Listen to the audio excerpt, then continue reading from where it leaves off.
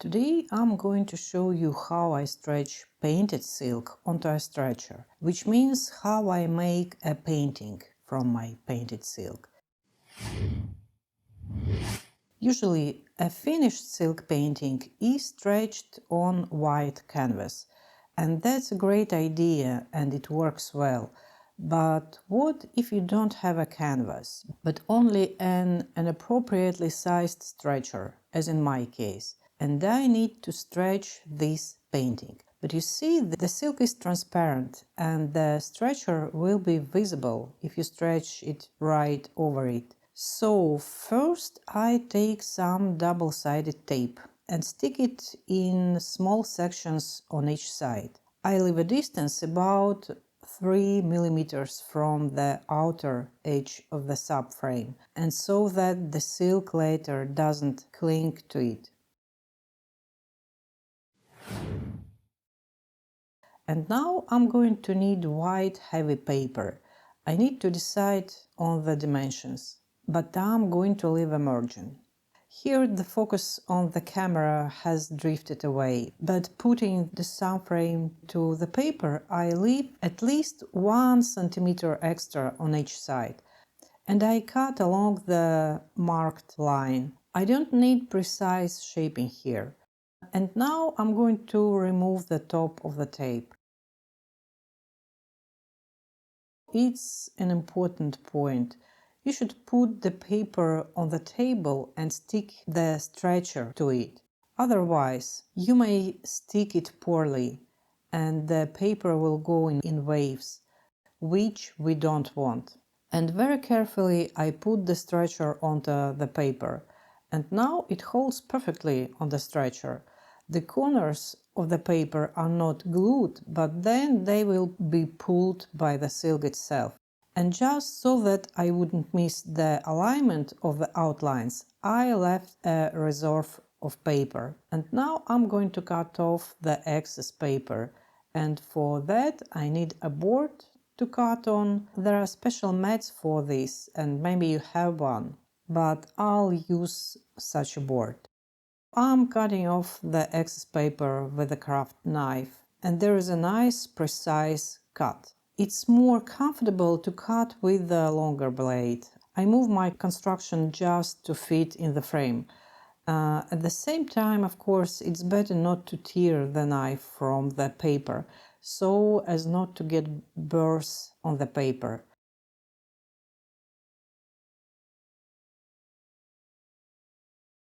The edges of the subframe perfectly coincide with the edges of the paper, and the corners, as I said, will be pulled by silk. And now the stretcher will not be visible through the silk. The next step is to center the composition and leave enough distance to stretch the silk on each side. I have roughly determined how much silk I can bend on each side, and I'm going to need long stamped push pins for the tensioning.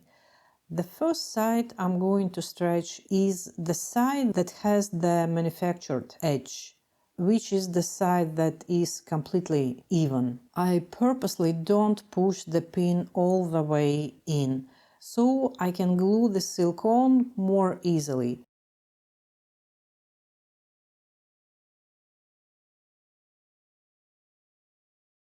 I try to keep an equal distance from the edge on both sides. And since I know that on the right side my silk is cut evenly, I try to keep a more or less equal distance from the edge on the silk to the edge of the stretcher. By the way, I have a short video on how to cut the silk evenly. You can find it on my channel, but I'll try to leave a link in the description below. Usually I stick the pins in when my stretcher is lying on the table, which is much more convenient, but for the sake of making it easier for you to see and understand, I leave the stretcher. And to be honest, the wood of this subframe is very hard. The push pins are very hard to get in there, and I always keep in mind that the silk needs to be tightly stretched to make it look like a drum, and at the same time not to tear the silk. sometimes it's not easy to find this balance. But at this stage, the silk is fixed on the stretcher on 3 sides. That's I can see that compositionally the cat hasn't moved to the right or left, neither to the top nor to the bottom. Now I put in these 3 sides pins approximately in the center,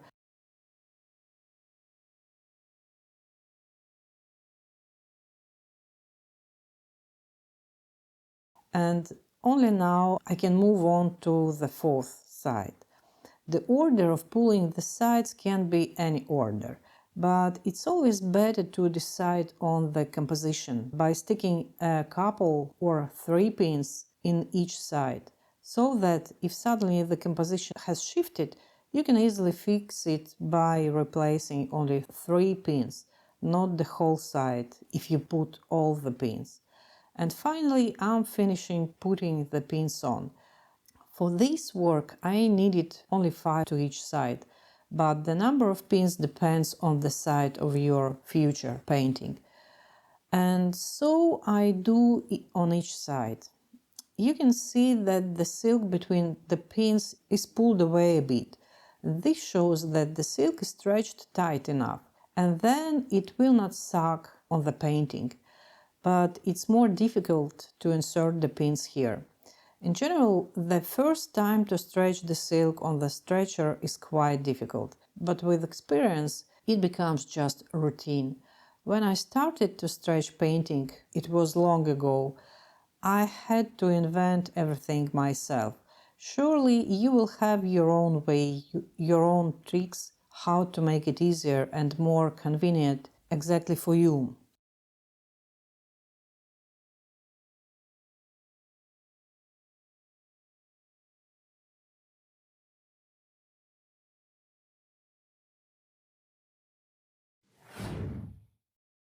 And the next step is to glue the silk. For this you will need glue. My glue is called white, but it's ordinary PVA, which has a wide range of uses and it's perfect for our purposes.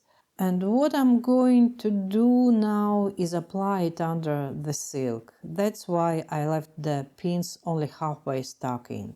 Make sure you don't put a lot of glue close to the front of the painting, so it doesn't stain and ruin it. But with the glue smeared on, I pull up the silk in between the pins.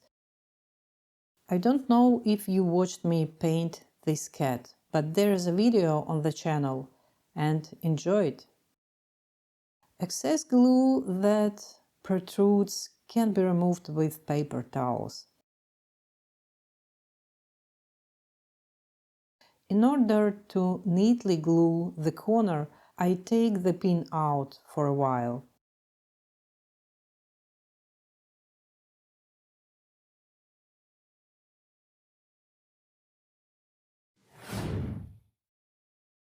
And this is what it looks like when the glue has dried and I removed all the pins. And if you plan to put a frame on this picture later, then you can leave it that way. But since I don't know if my customers will frame it, I'm going to make the edges more presentable. The threads that came out should be trimmed right away, but I'll do that later. And now I have this masking tape. Its width is approximately equal to the height of the stretcher. I usually use a wider one. And here it's simple. I apply the tape also at the distance of about 3 millimeters from the front edge, all around the perimeter. As a result, the edge will turn out to be quite neat and not very noticeable. Please notice that tapes come in different varieties. In this case, it's better to get one that sticks well.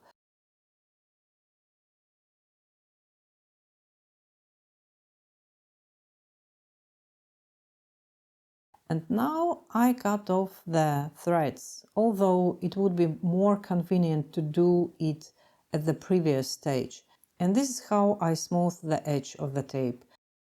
If this video was helpful to you, it would be great if you left any kind of reaction.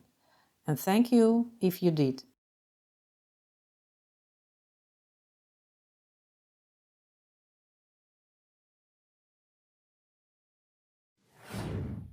Well, you can see how this cat was painted. And I'll see you in the next videos.